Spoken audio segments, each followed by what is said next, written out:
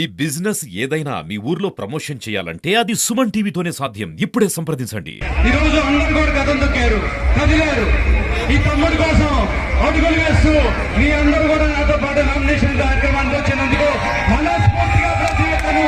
ఇది వెంకటేష్ బాబు నామినేషన్ కాదు, ప్రజల నామినేషన్.